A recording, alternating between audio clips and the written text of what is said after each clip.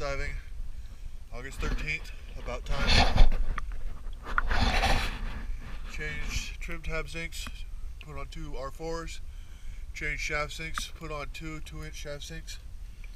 It needs the button style zincs for the bow thruster and stern thruster. I'll show you those the best I can.